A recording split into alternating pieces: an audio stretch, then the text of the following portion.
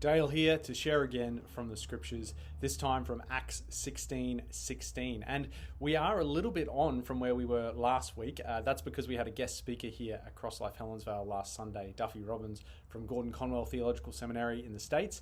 And he preached a great sermon here. He's a very funny guy, but also spoke some good biblical truths to us on Sunday. But he was speaking from Acts 16. And so we're going to share just devotionally from that today. But this Sunday, we will go back to Acts chapter 8 and continue on from there. But in Acts 16, what's happening here is Paul and Silas are jailed. And there's a whole scene that goes on for the reason why they were jailed. And verse 16 kind of leads us to that. It says, "As we were going to the place of prayer, we were met by a slave girl who had a spirit of divination and brought her owners much gain by fortune telling." Is an interesting thing. But what is also interesting is as we were going to the place of prayer. So that's, of course, Luke, who is writing this book, the book of Acts, and who wrote, of course, his gospel, Luke. And so he says, as we, so both he and Paul and Silas and perhaps others that are not mentioned are going to the place of prayer. And I want to highlight that because it's something that we could easily skip past, going to the place of prayer. And we don't have this so much in our modern society. We don't have places of prayer. We have places of worship, of course. We would say we are a place of worship and we go to church for worship. But we don't have set prayer times like was very common for the early church and very common, of course, in Judaism. So set prayers of time throughout the day. And so that's an amazing thing that is not really a part of our structures anymore. And I think there's a bit of a loss in that. And I'm not one who's like, oh, we need to reclaim the good old days.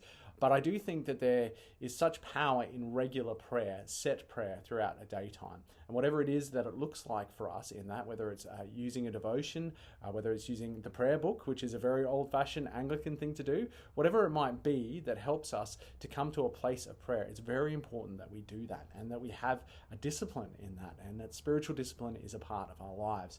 That can be a bit of a challenge. And our modern society tries to tell us, no, don't submit yourself to anything like that. But there is great power in submitting ourselves to prayer and going to places of prayer.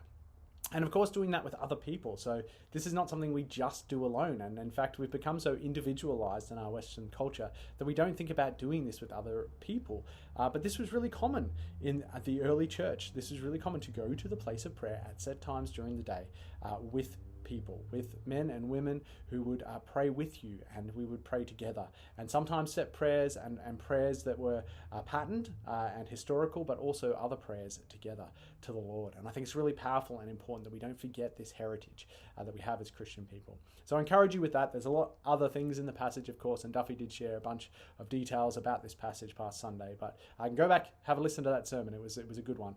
But I want to encourage you today to go to the place of prayer and to be disciplined in that, to spend time with the Lord, to know him and to hear from him and hear from the Holy Spirit as the Holy Spirit is at work as our helper today.